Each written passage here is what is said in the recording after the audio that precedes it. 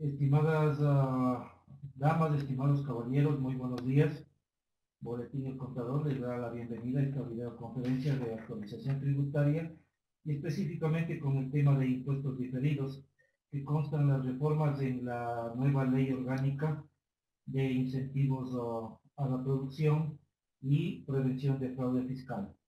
Para Boletín El Contador, por supuesto que es muy placentero entregarles esta colaboración a todos y cada uno de nuestros participantes como un beneficio adicional a la suscripción correspondiente.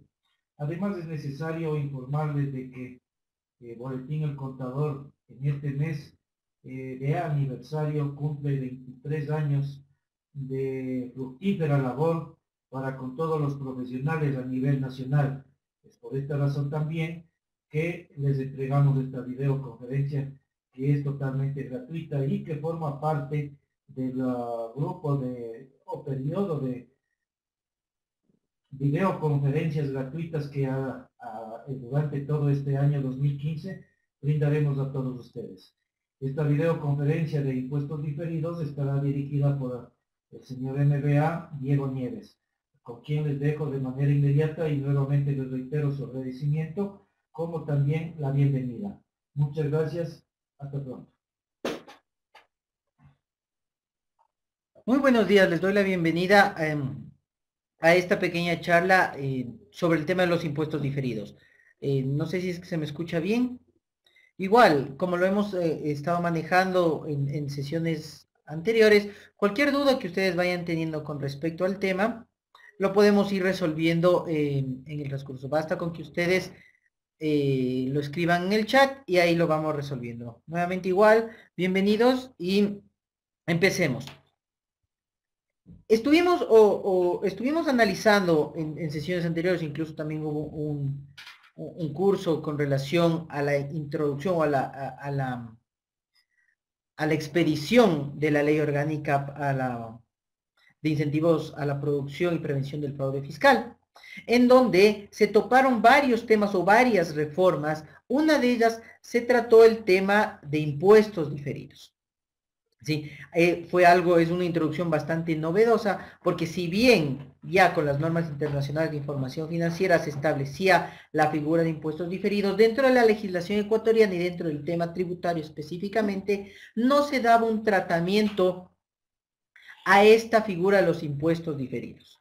No obstante, ya con la expedición de esta ley, se introdujo ya el tratamiento de los impuestos diferidos, pero han surgido ciertas dudas que me han realizado muchos de los clientes y los contribuyentes en torno a cómo se aplican, desde cuándo se aplican, qué nomás involucra el tema de impuestos diferidos. Entonces, a raíz de eso y a fin de darles una explicación un poco más clara, tomando en cuenta que todavía, si bien esta expedición es bastante nueva, todavía en el transcurso de este año es muy probablemente que la administración tributaria, en este caso el Servicio de Rentas Internas, empiece a hacer reformas o empiece a entender más la aplicación a efectos tributarios de los impuestos diferidos. Antes de empezar con específicamente la reforma que trata sobre los impuestos diferidos, quiero hacer énfasis en los plazos de vigencia de la ley. Esto es muy importante que ustedes tengan en cuenta, porque sobre eso nosotros podremos aplicar o podremos conocer desde cuándo rige la aplicación de una norma. Si es que desconocemos el tratamiento normativo, desde cuándo podemos aplicar, empezaríamos o podríamos tener posibles contingencias tributarias, porque estaríamos aplicando indebidamente una norma cuando todavía no entra en vigencia. Entonces, el Código Tributario en general nos establece que todas las reformas o todos los cambios rigen a partir del día siguiente a la publicación en el registro oficial, salvo que se establezcan fechas especiales de vigencias posteriores a la publicación. Por eso es que esta ley orgánica de incentivos a la producción se publicó el año anterior, o sea, el 29 de diciembre del 2014. ¿Qué significa? Ya vamos a ir viendo cuándo empiezan a aplicarse estas reformas. Entonces, en general, como materia, como concepto general, rigen a partir de que son publicadas. ¿Sí? No obstante, la definición dentro del Código Tributario establece que cuando se expiden normas que modifican tributos cuya periodicidad tiene un carácter anual, estas normas o estas reformas rigen o se aplican a partir del primer día, pero del siguiente año.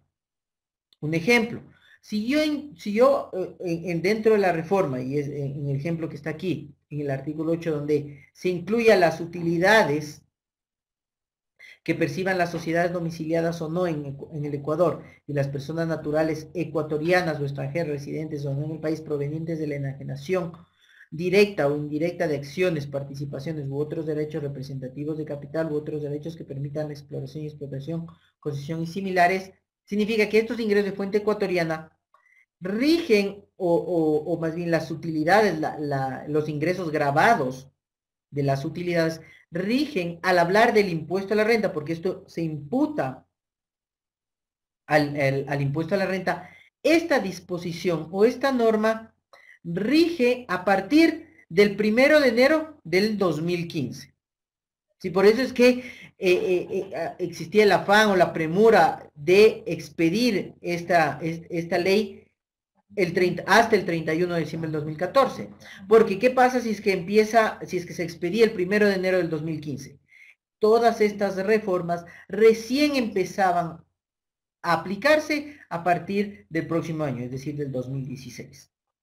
Por eso hay que entender toda norma, y eso sí es muy importante que tengamos como un concepto claro, toda norma que modifique un impuesto de características anuales, esa norma o esa reforma tiene vigencia a partir del periodo siguiente.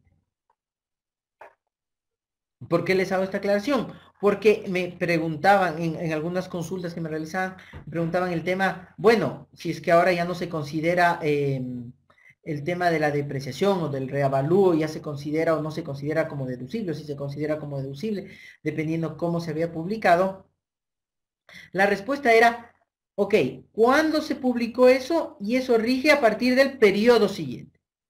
¿Sí? Entonces, es muy importante que tengamos en cuenta cuándo rigen las normas, siempre en función de los tributos. Si es que es una norma que no tiene relación con un tributo específico, sino con un procedimiento de aplicación general, se aplicará o entrará en vigencia a partir del día siguiente de la publicación del registro oficial. Si es que es un tema de impuesto que aplica o que refiere a un impuesto cuya periodicidad es anual, en este caso el impuesto a la renta, pues esas normas regirán a partir del periodo siguiente, es decir, del 1 de enero del ejercicio siguiente. También hay que tener, hay que estar claro en el tema que cuando una norma modifique algún tributo cuya periodicidad no sea anual, que de pronto puede ser mensual, rige desde el primer día del mes siguiente. Y vamos a poner el tema del ejemplo. Supongamos el tema de las cocinas de inducción. O en este caso, en el que está en el ejemplo del IVA pagado por personas adultas mayores. En el que dice que se introduce esta reforma en donde se establece que las personas adultas mayores tendrán derecho a la devolución del IVA pagado en la adquisición de bienes y servicios de primera necesidad de uso o consumo personal, y la base imponible máxima de consumo mensual a la que se aplicará el valor a devolver será de hasta 5 remuneraciones básicas del trabajador. Entonces, al introducirse esta norma, esta reforma, el 31 de diciembre, bueno, exactamente, el 29 de diciembre del año 2014, al ser un impuesto que está relacionado, que no es de características anuales, como es el impuesto al valor agregado, entonces esta reforma rige a partir del mes siguiente, es decir, a partir de enero del 2015. Entonces, todas las devoluciones que se tramiten para personas adultas mayores que se tramiten desde enero del 2015, pues la base imponible será hasta 5 remuneraciones básicas unificadas del trabajador. ¿Sí? Entonces, si es que yo tenía una devolución del 2014, no rige esta norma, pese a que se haya expedido o haya existido la reforma el 29 de diciembre.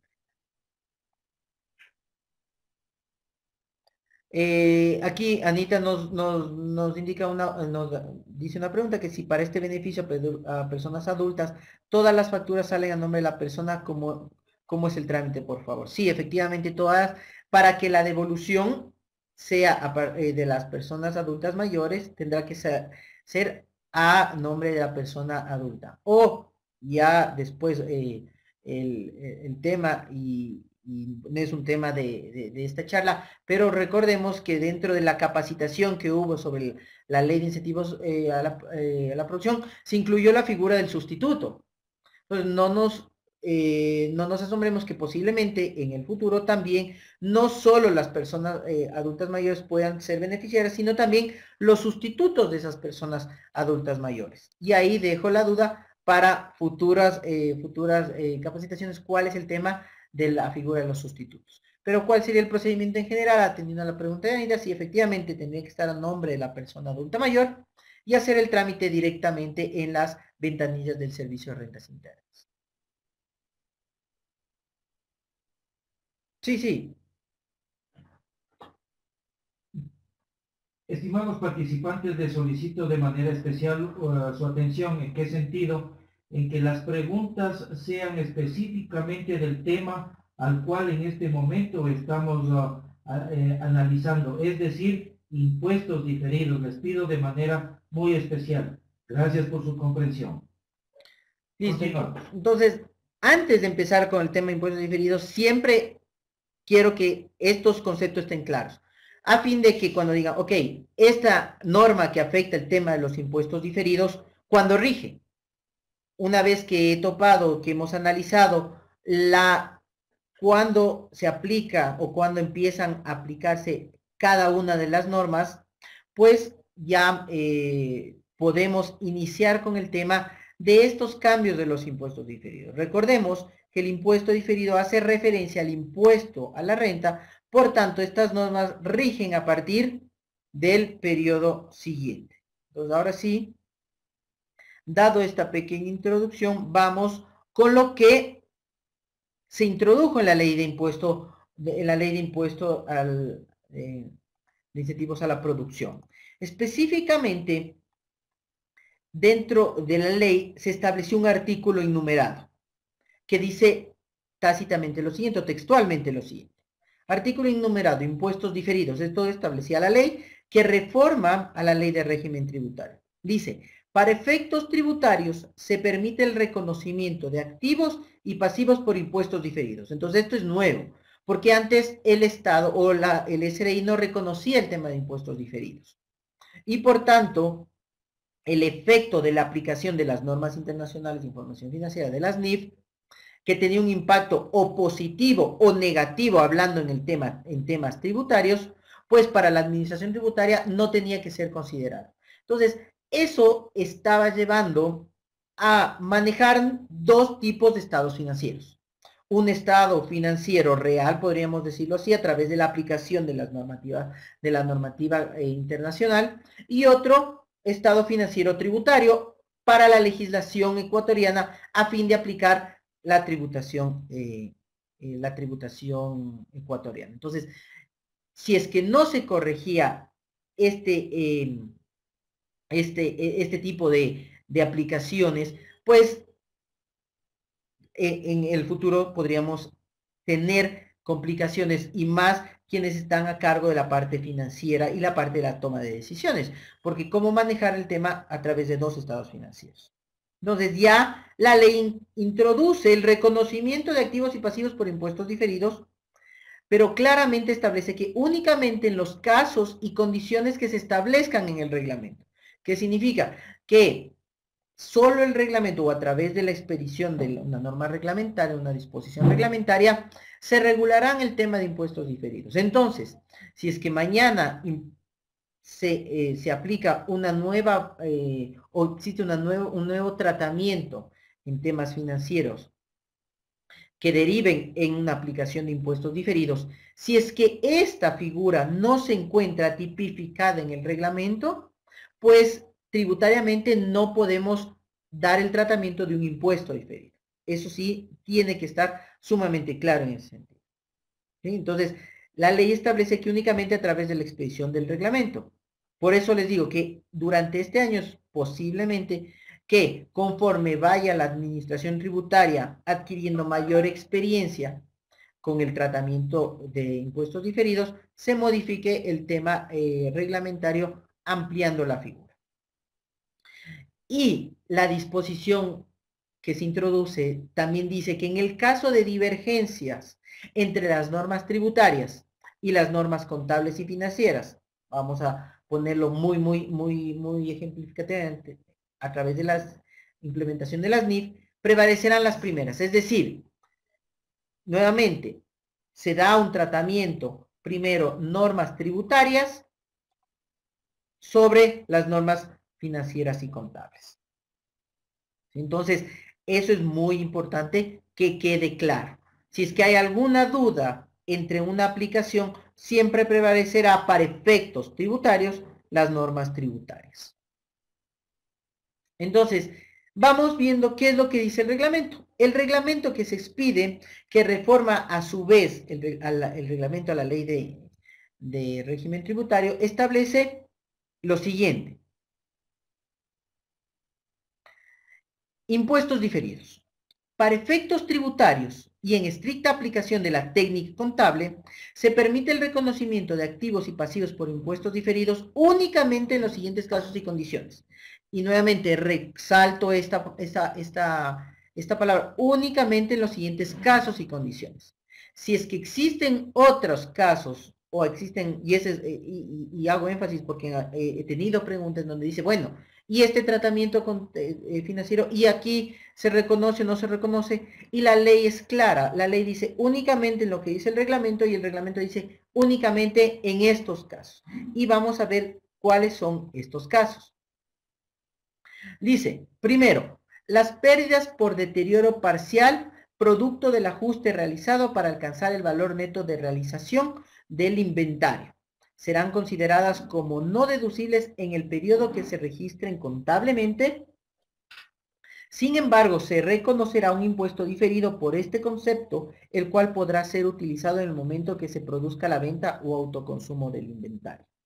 Entonces ya reconoce el valor neto de realización por efecto de aplicación de las NIF, en donde tributariamente, ¿qué se tendrá que hacer? Tributariamente tendremos nuestros ingresos, tendremos nuestros gastos, y en este caso incluiremos la pérdida a efectos de generar la utilidad. ¿Sí? Esta pérdida inicialmente se contabilizará o se registrará dentro de la conciliación como un gasto no deducible. ¿Qué significa ser un gasto no deducible? Que la utilidad o la base imponible, más que nada, la base imponible sube a efectos del impuesto a la renta, dando como resultado un impuesto a la renta mayor. Y ahí se incluye la figura del impuesto diferente. Entonces dice que este gasto no deducible que inicialmente se origina por las pérdidas por deterioro por valor neto de realización, podrá ser contabilizado o dado la figura como un pasivo por impuestos diferidos, que se regulará en el momento que se realice el efectivamente. Entonces ya se reconoce esta figura, el valor neto de realización por el tema del deterioro del inventario. Es la primera figura que se da.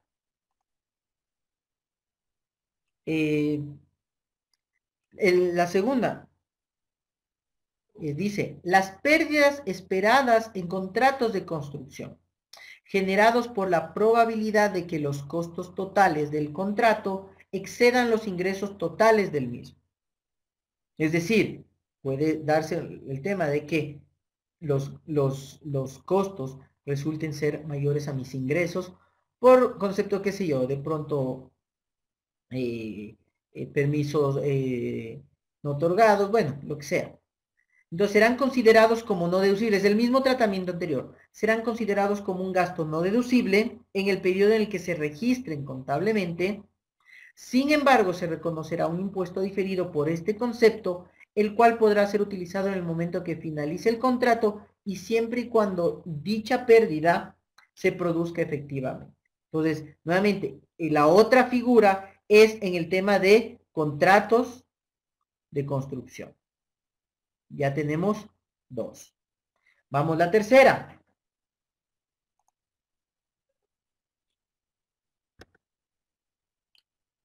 De boletín del contador. Tenemos una pregunta. A ver, antes de pasar con la tercera, dice: buen día, si tengo un material que no puedo vender por un producto que lleva adicional, ¿cómo le doy de baja a este inventario? Bueno, que no puedo vender por un producto que lleva adicional, ¿cómo le doy de baja a este inventario? Bueno, no se puede vender porque está deteriorado, porque... Pero bueno, para dar de baja tendremos que ajustarnos a los procedimientos tributarios para dar de baja el tema del inventario, si es que si es que ha sido dado de baja por, qué sé yo, está destruido, y seguir los mismos procedimientos que están establecidos para reconocer esa dada de baja del inventario. Si es que estamos hablando dentro de la figura, y nuevamente, si es que cae dentro de la figura de las pérdidas por deterioro parcial, que creería que, de acuerdo a lo como esté estructurada la pregunta, no se está tratando de ese tema, pero si es que fuera así, podríamos, o se encajaría dentro de la primera pregunta. Lo generas como o se lo calcula como una pérdida y haces el tema, obviamente que deberías tener en este caso, si es que nos encajamos en el primer punto, el análisis del experto en donde efectivamente se establezca que existe el deterioro parcial por una venta neta por realización. Si es que si es que quieres dar de baja el inventario por concepto de otro tema, pues tendrás que seguir el procedimiento que esté establecido en la misma ley y reglamento a la ley de régimen tributario interno. Javier Barcia nos dice: ¿a qué se refiere el término de que el impuesto diferido podrá ser utilizado? ¿En qué sentido aplica con alguna compensación con las pérdidas generadas? Ojo, sí, generas un pasivo. Un pasivo que lo utilizarás cuando efectivamente en ese periodo, en el periodo se produzca el tema de ahí, de esa forma compensando, utilizando lo que tú has generado para el tema y al final les voy a poner un ejemplo ya cuando terminemos todo, cómo podría ser utilizado, pero ahí tendríamos que ver efectivamente en algún caso específico que vayamos a utilizar. ¿Sí? Inicialmente lo generas, sí, como un gasto no deducible. La liquidación en el caso de pérdida de un proyecto que la realizamos al final del proyecto. Dice, la liquidación, María Calderón nos dice, la liquidación total en caso de pérdida en un proyecto de construcción la realizamos al final del proyecto. Tengamos en cuenta también el tema y pese a que no es del tema de impuestos diferidos, este tratamiento de la forma de contabilizar los contratos de construcción cambió, ¿sí? Cambió y ya no es por un tema de obra terminada, sino por avance de la construcción. ¿Sí? Ok, vamos complementando. Gina, existen contratos que a veces se realizan dentro del mismo año. Bueno, ya hablamos que en el tema, el tratamiento tributario en el tema, con la introducción de estas reformas en el tema de construcción, se elimina el tema de obra terminada. 3. ¿Cómo se considera también el tema de impuestos diferidos? La depreciación correspondiente al valor activado por desmantelamiento será considerada como no deducible en el periodo en que se registre contablemente.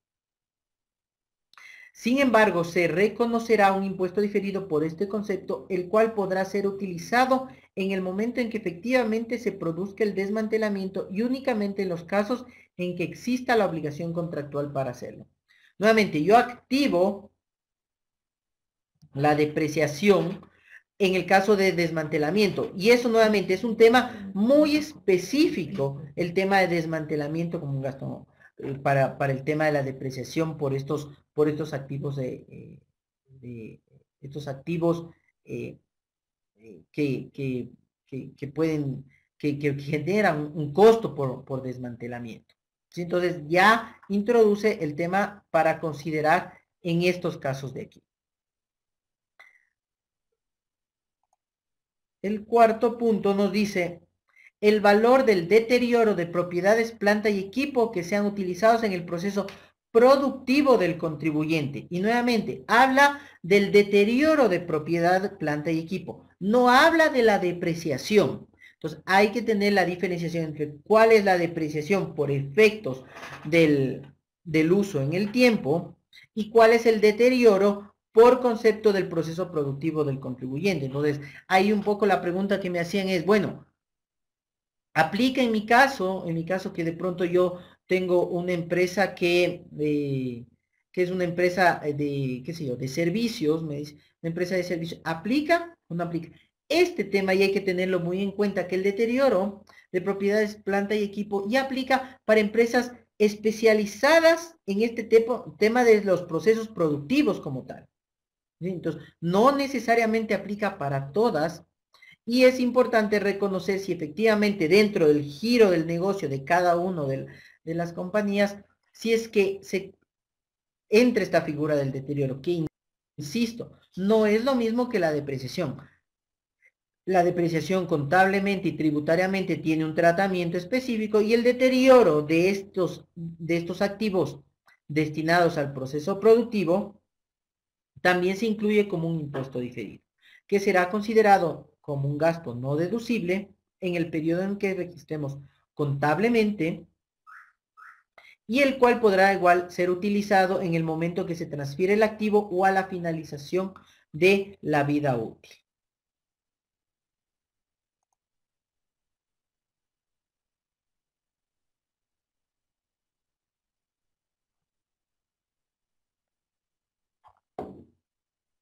El quinto punto, y es uno de los puntos donde he tenido más preguntas o más dudas en el tema de la aplicación. En el tema si es que se incluye o no se incluye, y por eso la razón de hacer la pequeña introducción de desde cuándo incluimos y específicamente lo que dice la ley de que únicamente esos temas se considerarán o estas condiciones se considerarán para dar un tratamiento de impuestos diferidos. El quinto punto nos dice que las provisiones diferentes a las cuentas incobrables. ¿Por qué diferentes a las cuentas incobrables? Porque la ley y el reglamento ya establece un tratamiento para el reconocimiento de las cuentas incobrables. Entonces, ya simplemente topando el tema, ya el reglamento establece cuál es el porcentaje máximo que se podrá establecer como un gasto deducible. Si es que nosotros queremos establecer mayores provisiones por concepto de gastos, por provisiones por cuentas incobrables, estos gastos pues no son deducibles y tampoco tienen el tratamiento de impuestos diferidos.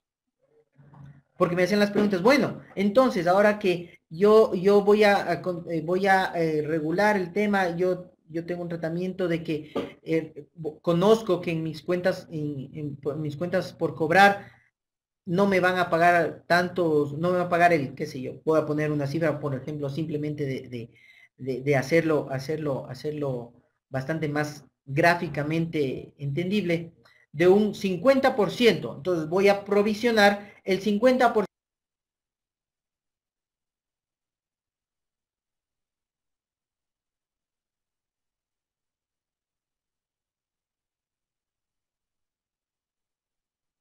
Esta provisión por este concepto no se ha visto modificada. Esa era una de las dudas que quería topar. Me decían, bueno, entonces ahora sí ya puedo considerar como gasto deducible el tema de la provisión por pensiones jubiladas para aquellos trabajadores que no superaron lo que establece la ley. Y la respuesta lamentablemente es no.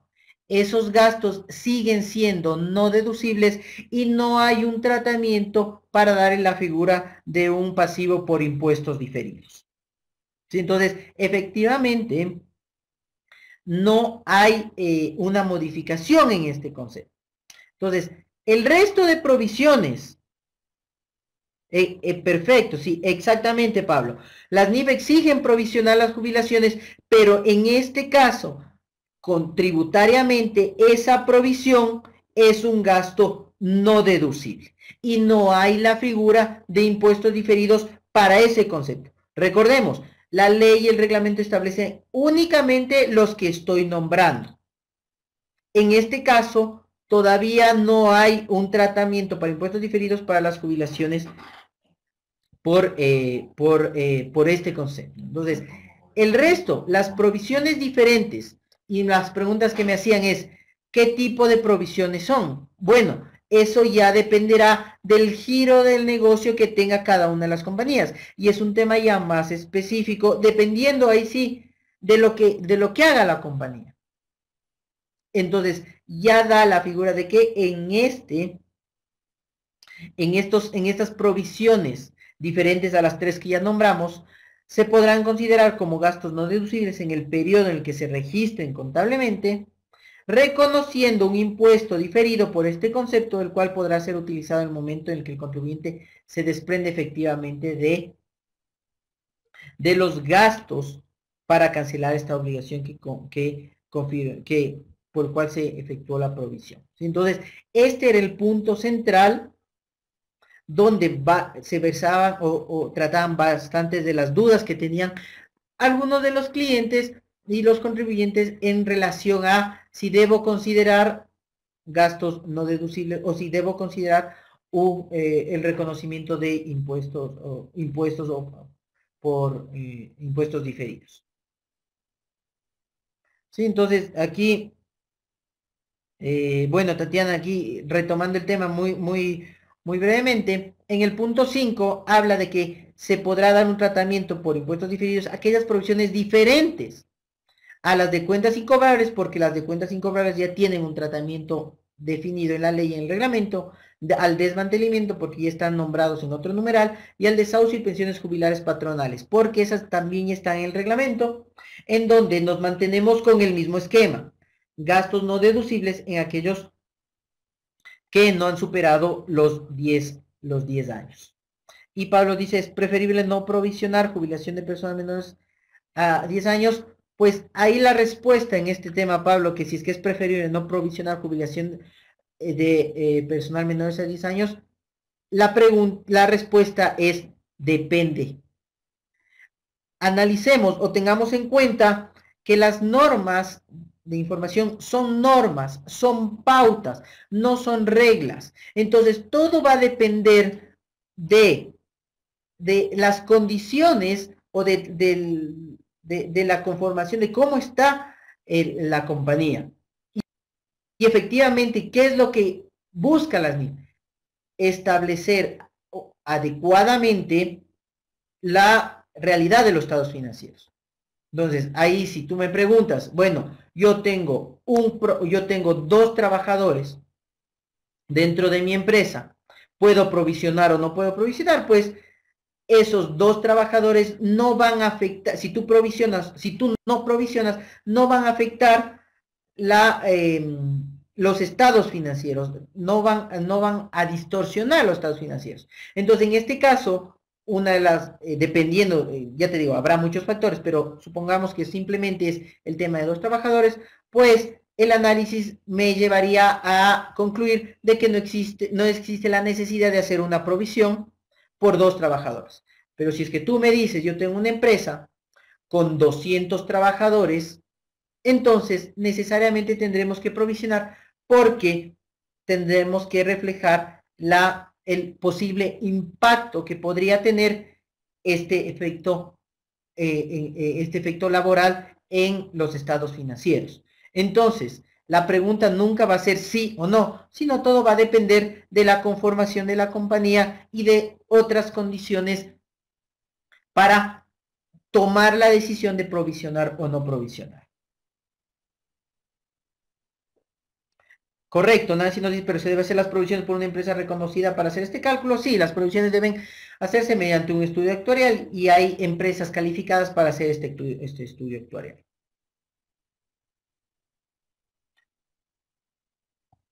Ok, nuevamente, Pablo, nuevamente, hay que centrarnos en el tema de, ok, va a perder dinero, no veamos el tema de va a perder o va a ganar dinero, más bien veamos en el tema qué es lo que nos dicen las normas internacionales de información financiera, que son pautas o guías para presentar una información real.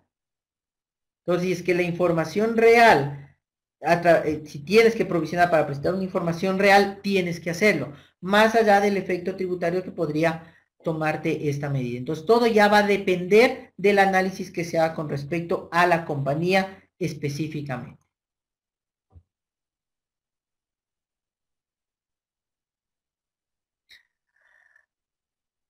6. ¿Qué dice el sexto punto?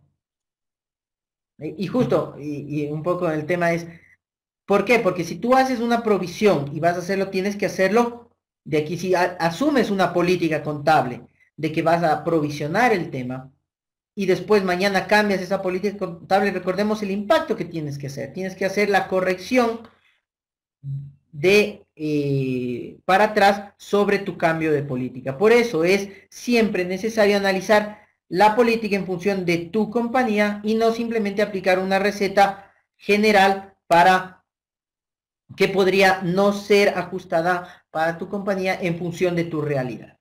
Vamos con el sexto. Luis Alberto nos dice, en resumen, en el caso de que se deban realizar provisiones para incobrar superiores al 1%, jubilación y desahucio son no deducibles y no dan derecho a impuestos diferidos. Es correcto, Alberto. Ese es el punto al que quiero llegar.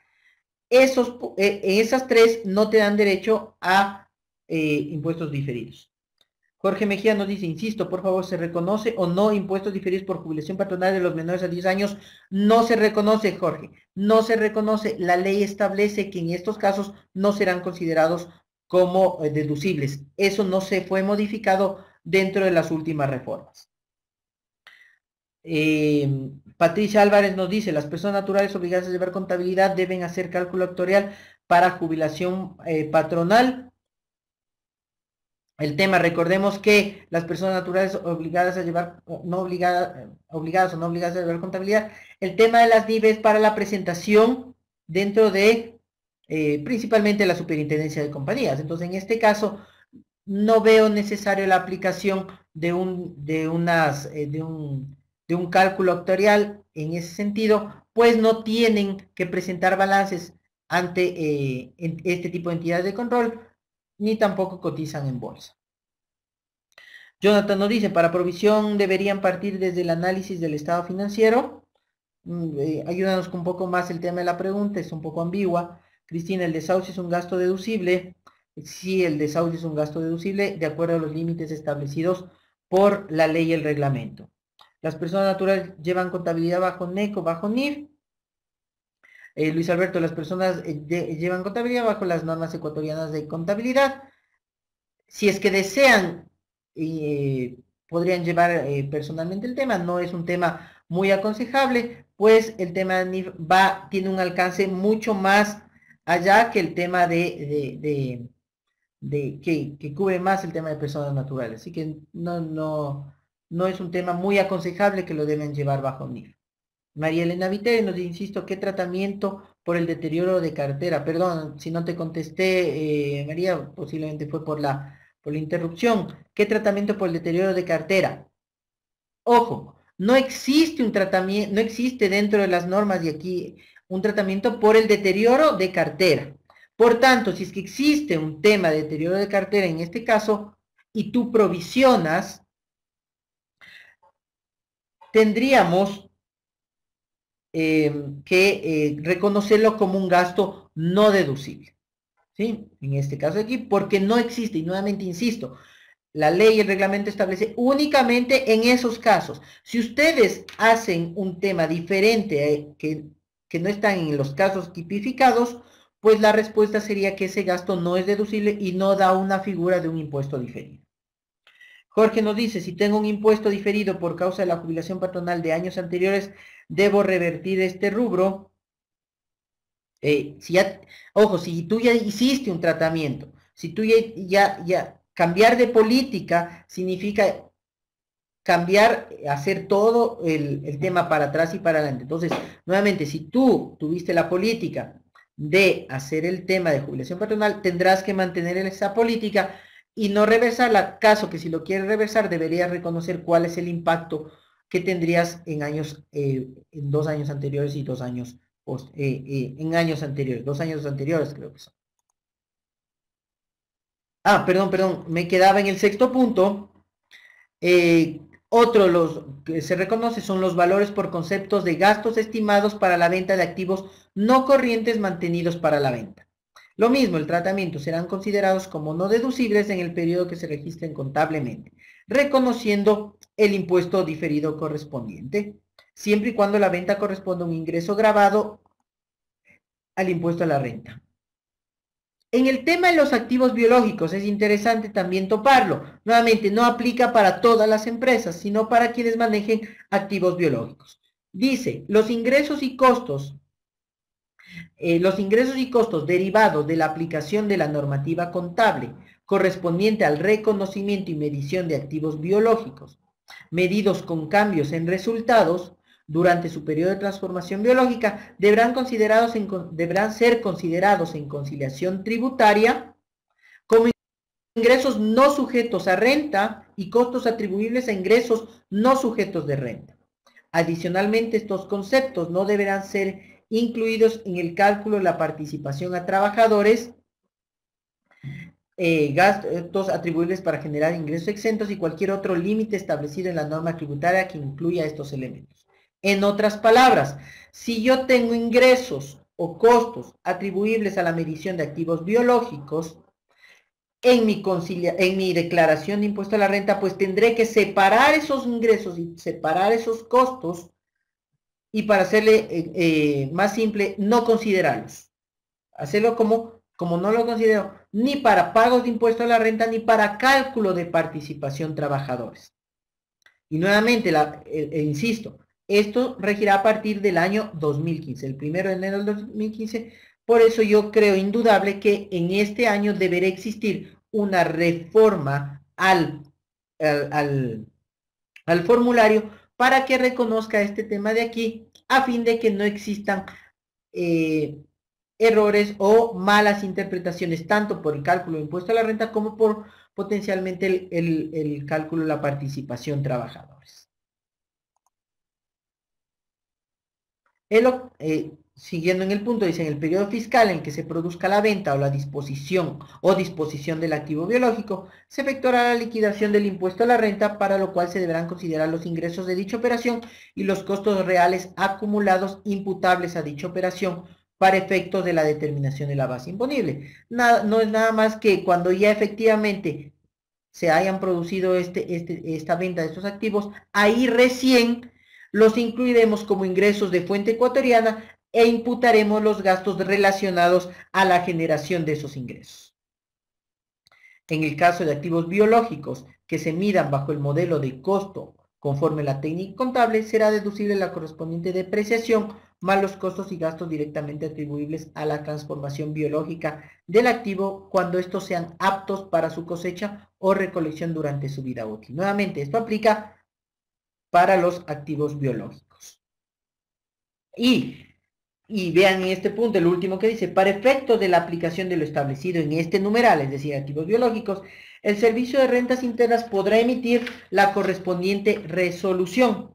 ¿Qué significa? Que todavía, como es un tema nuevo, posiblemente hayan condiciones que no se hayan verificado o que no se hayan contemplado en el reglamento. En ese sentido, para dar un mejor tratamiento a los activos biológicos, al tratamiento tributario en el tema de los activos biológicos, el SRI podrá emitir una resolución que regule este tema de aquí.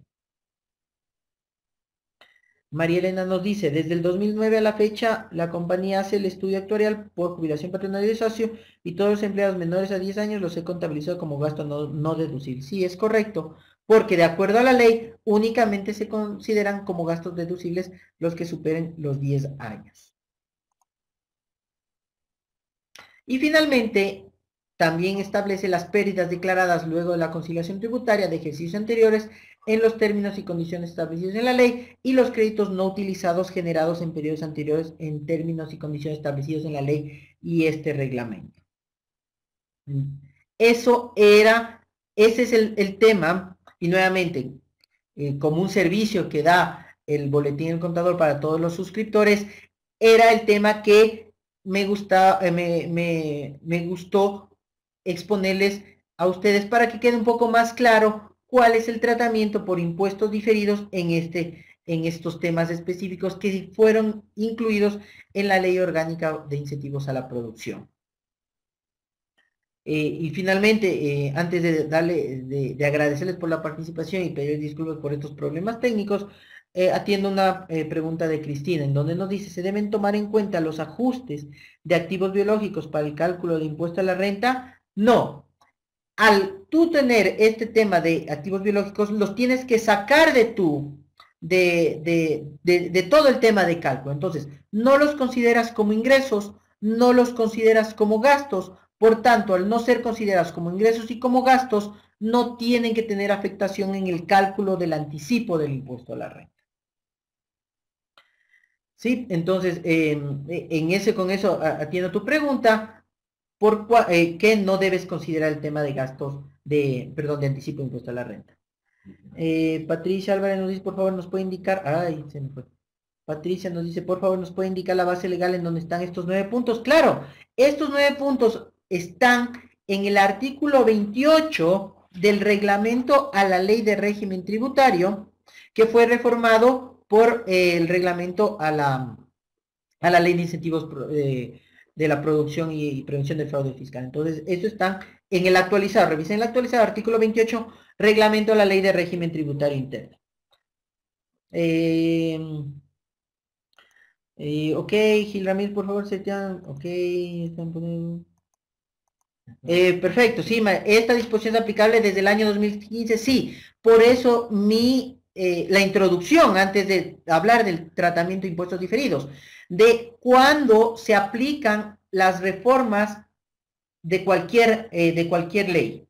Entonces, si es que estamos hablando de un impuesto a la renta que tiene un tratamiento anual y la ley fue aprobada el 29 de diciembre del 2014, rigen estos cambios a partir de enero del 2015. Es decir, cuando ustedes hagan su conciliación o cuando hagan su declaración del impuesto a la renta del 2015 en abril del 2016, deberán considerar este particular.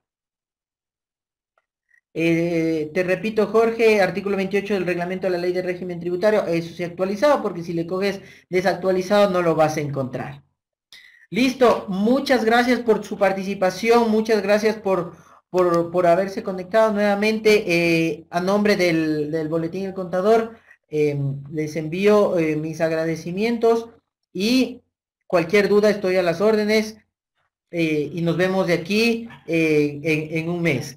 Sería interesante que ustedes, para fin de que podamos abordar la mayor cantidad de temas o que topemos temas de interés, que ustedes puedan proponer algún tema de interés que lo podríamos tratar cada fin de mes, a fin de que podamos cubrir la mayor cantidad de dudas que ustedes tengan. Muchas gracias a ustedes y nos estamos viendo en otra oportunidad. Hasta luego.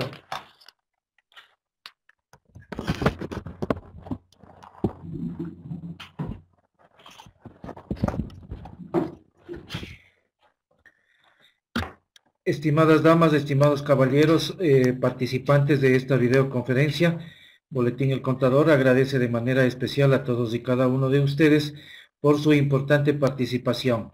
Este ciclo de videoconferencias la continuaremos el próximo mes de marzo, igualmente el último mes, con algún otro tema importante que es de beneficio para todos y cada uno de ustedes profesionales contadores. Les invitamos igualmente pues a estar a la expectativa de esta nueva invitación. Muchas gracias nuevamente por su participación y hasta la próxima oportunidad. Muy buenos días. Hasta luego.